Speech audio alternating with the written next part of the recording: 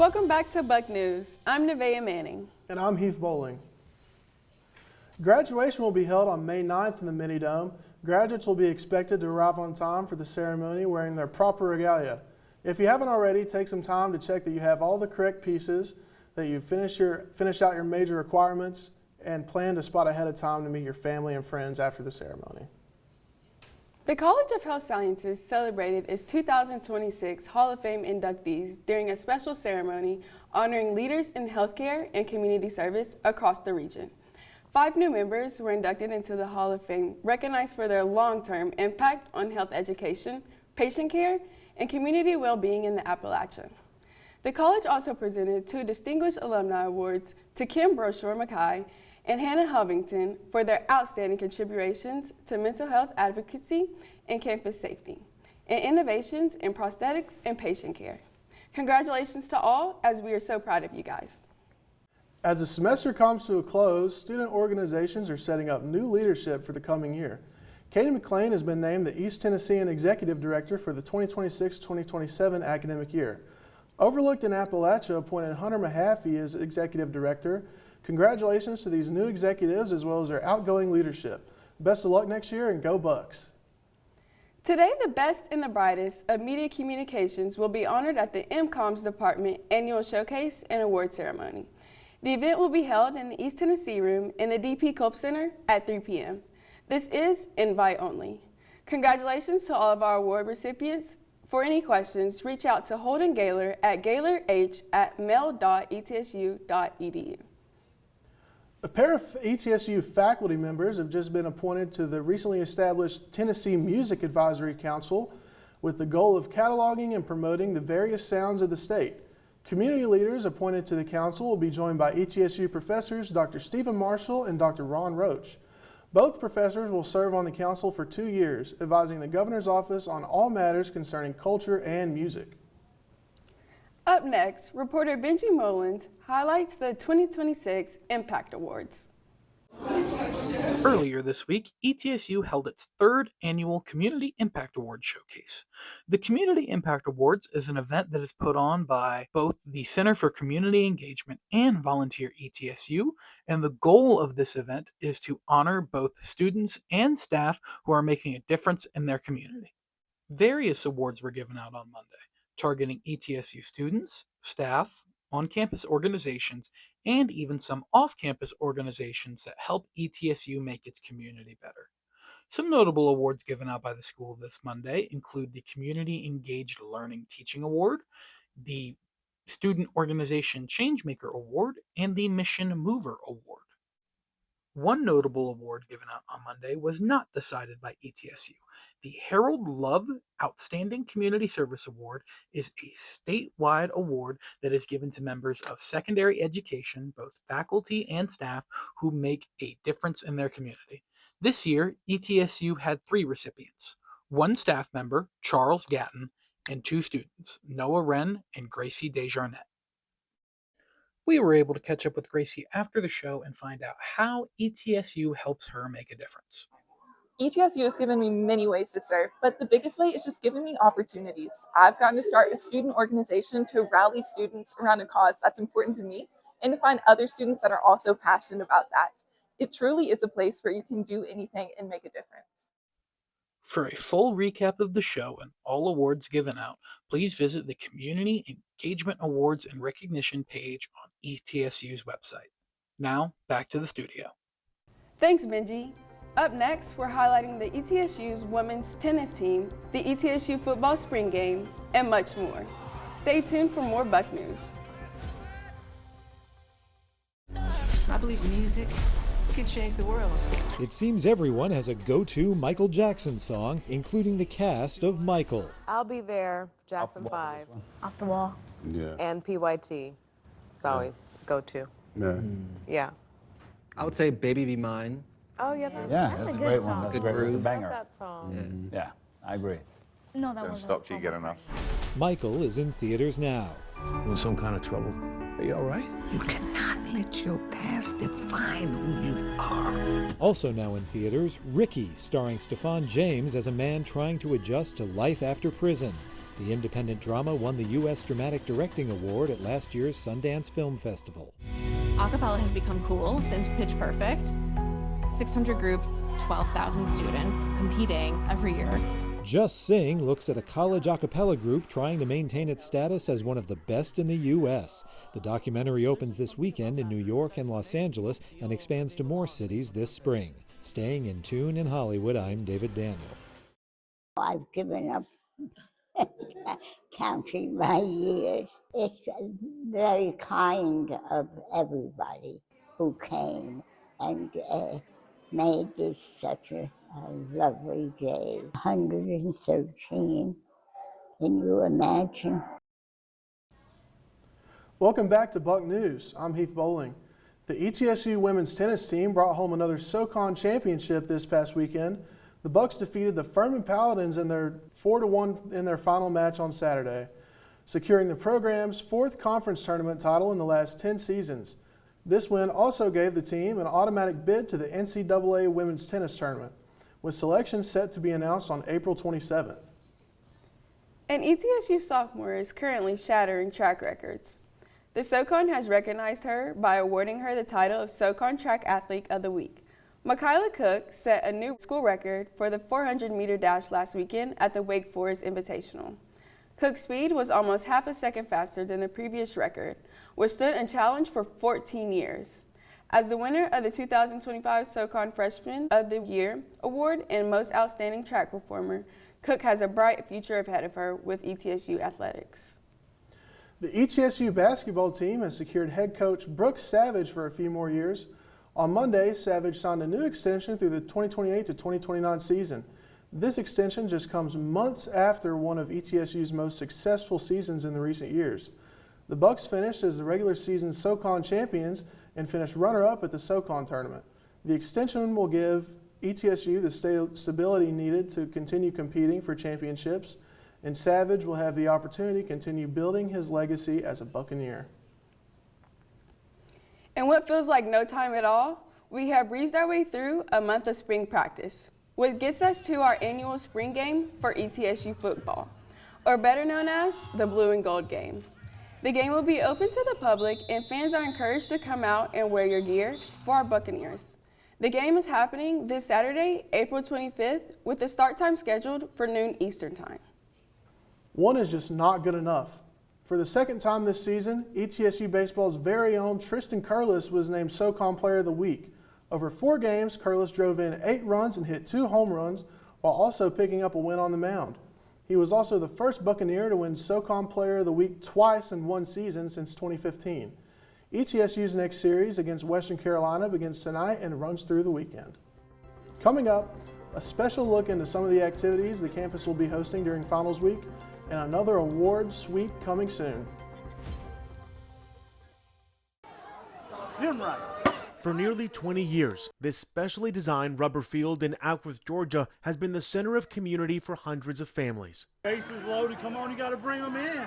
We were here almost an hour earlier because we had to cheer on our own friends. Ileana Guzman has been bringing her son Antonio to play in the Horizon League practically since the field opened. She says from birth, he's faced a number of medical challenges. Right when we think everything is almost done, he has a seizure, and we find out he has Chiari malformation, which required a brain surgery, so brain and neck surgery. And all of this before the age of 11. While Antonio has gotten older, his joy of running around the bases lives on.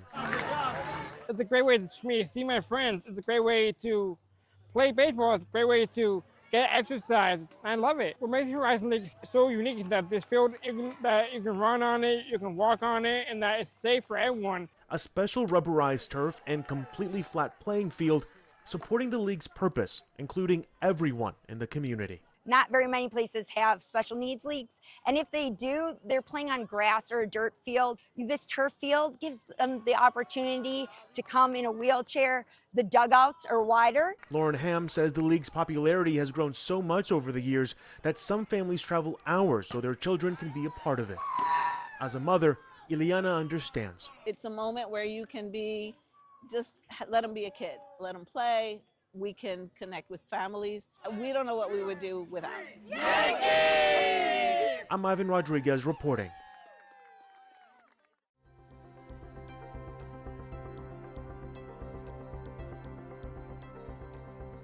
Welcome back to Buck News. I'm Nevaeh Manning, and up next we're highlighting the Summit Awards. On Tuesday, April 21st, I attended the Summit Awards, a high-energy award ceremony for ETSU students at the end of every school year. This acknowledges top programs, Greek organizations, clubs, events, and students from the academic year. While I was there, I spoke to 2 award recipients on what their experience was like. Boyd said it was a memorable experience getting to watch everyone get recognized for all their hard work, and Akintola said it was a necessary thing for all the clubs and organizations, leaders, and individual people to be recognized for all their hard work and be celebrated before the end of the year and graduation. If final season has you feeling the pressure, ETSU has you covered with De-Stress Week events designed to help you reset and recharge.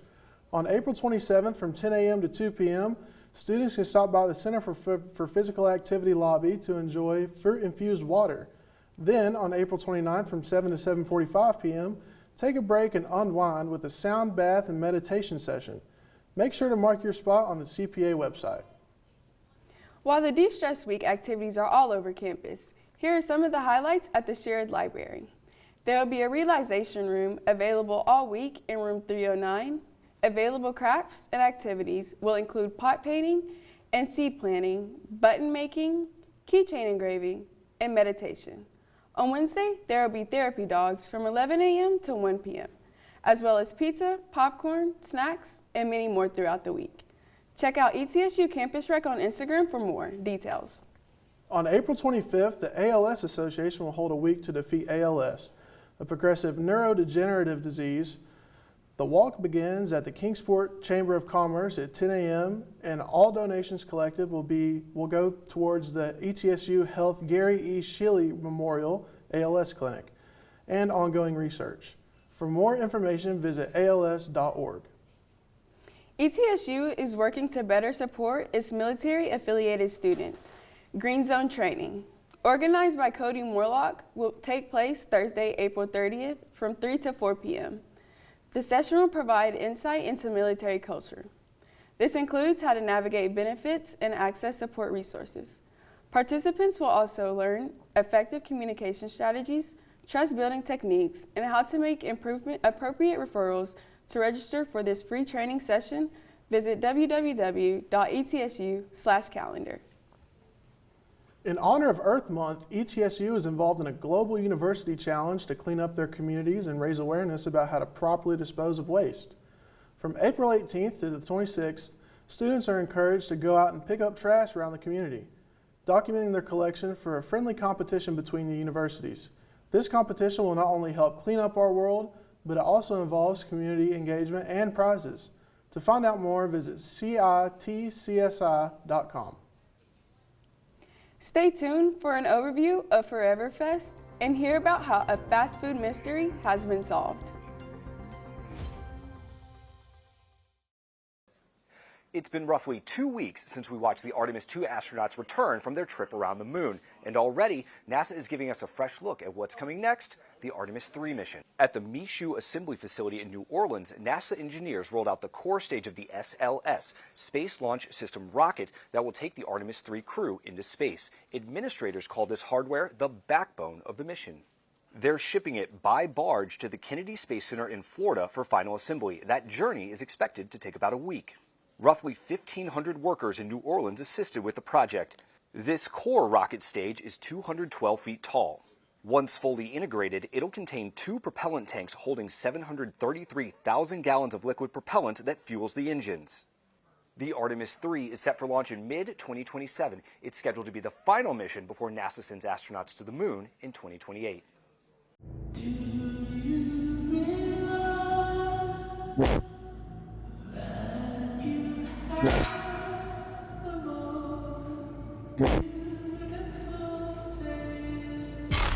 Clayface is DC Studios' first horror thriller, starring Tom Rhys-Harries as the man who goes from rising Hollywood star to Gotham City villain.